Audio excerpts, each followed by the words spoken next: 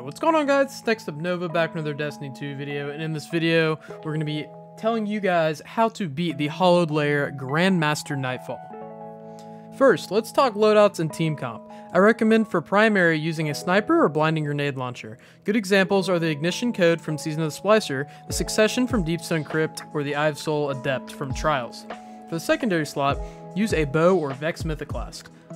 However, if you're using Vex Mythoclast, make sure you only use one per team. For bows, some good options are Tikyu's Divination, La Monarch, Trinity Ghoul. Some legendary options include Arsenic Bite, Tyranny of Heaven from Last Wish, or Imperial Needle from Season of the Chosen. For the heavy slot, I recommend using either 1000 Voices or a linear fusion, such as Reed's Regret Adept from Trials or Threaded Needle, both of which are much stronger using Vorpal Weapon. Next, team comp. There are many good combinations for team comp. For Warlocks, you can use Chaos Reach, Shadebinder, Well of Radiance, or Bottom Tree Dawnblade. With Chaos Reach, running Geomag Stabilizers is very helpful. For Shadebinder, I recommend using the Eye of Another World Helmet for increased ability regen. For Well of Radiance, use either Phoenix Protocol for increased super use, Lunafaction Boots for faster reload and range, or Transversive Steps for auto-reloading while running around. For Bottom Tree Dawnblade, using Dawn Chorus is the best option, but you can also use Transversives with that if you don't have Dawn Chorus. For Hunters, use Bottom Tree Tether with Omnioculus for very strong ad clear and the ability to invis much more often and evade enemies. This can come in very clutch in Last Guardian Standing type situations. Another good option is Aeon Gauntlets if you don't have Omnioculus. For Titans, use Bubble with Ursa Furiosa. This way you can hold shield on the enemies and generate a good amount of orbs for your fire team. If you can't run this, another solid option would be Helm of Saint 14, which blinds enemies if they get close to your bubble. Now, let's talk about what subclasses to use together. In the B-roll gameplay, we used 3 Warlocks, one with Shadebinder, one with Bottom Dawn, and one with Well of Radiance. We also used one of each type of exotic bow. Another good team comp would be Shadebinder, Well of Radiance, and Bottom Tree Tether. If you use Titan, I recommend using 2 Ursa Furiosa Titans and a Shadebinder or Well of Radiance Warlock. There are lots of other combinations of team comps that you can use, and if you have one that you'd find useful, I'd love to hear your ideas in the comments to help everyone out. Next, be sure you're using the appropriate ammo finder, reserves, and scavenger mods. Some good mods to keep you alive are Concussive Dampener and Protective Light with Taking Charge, which allows you to become charged with light when you pick up Orbs of Power. Also, make sure you're running the appropriate champion mods like Unstoppable Fusion Rifle and Overload Bow. A little tip.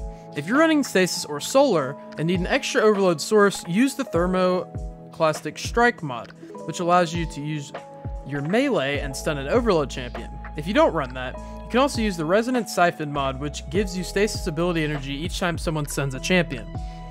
Now, for the actual GM. First, Sparrow into the first room. Once you get there, sit back and take your time just bowing the enemies. Keep in mind this GM has the modifier where when you kill Scorn Stalkers, they spawn a mini Screep, which will one-shot you if you don't kill it quickly. Make sure you kill the Overload Champion in this room, and once you do, you can move on. When you get to the door of the next room, don't push through it. Just sit back and take your time killing the adds. There's a Yellow Bar mini-boss on the bridge here, so be very careful and wary of that. Once you take the surrounding adds out, sit back and focus on the Yellow Bar mini-boss. Kill him and jump up on the bridge, but make sure you take cover because there will be snipers on both sides of you. An Unstoppable will spawn in the back, so make sure you take it down. Also, be careful of the explosive barrels around the area. Once you clear everything, move on to the next area. When you get to the door, stay behind it and slowly take down the adds, then the Unstoppable, then the Overload. There's a sniper on the top left and right as well that you need to kill quickly. Once you clear those, move on to the counterweight and jump on it until the adds spawn. Don't let it go all the way down because this will prevent the spider tank from spawning, making it much easier to kill it in the end. Clear all the adds and the 2 unstoppable champions that spawn, then jump back on the counterweight and spawn the spider tank. You need to take it out pretty quickly. Quick tip I learned. If you have a tether on your fire team, hitting the shield the spider tank spawns around it once you break one of its legs will destroy it with only 2 tether hits. This will allow you to easily sit back and use your fusion rifles on the tank until it is dead. Now, once it is down, run around and grab ammo and move forward. Around the corner, to the right, Unstoppable and a few adds will be there. Quickly clear them and move forward. When you get to the next room, sit all the way back and clear everything. Once all adds are down, sit on only one of the counterweights until it spawns more adds.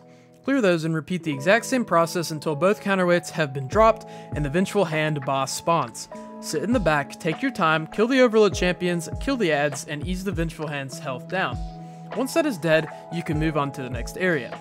There are 2 snipers here, so be very careful, and right in front of you, lots of ads will be there as well.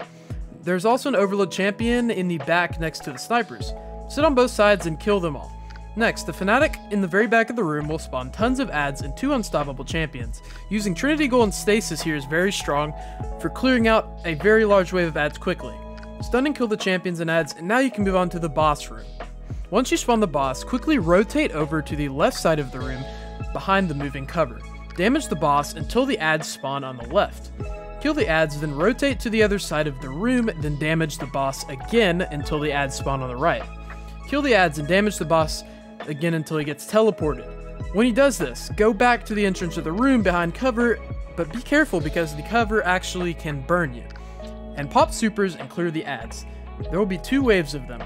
Once those ads are cleared, the boss will teleport back out, so you need to rotate to the right side first this time.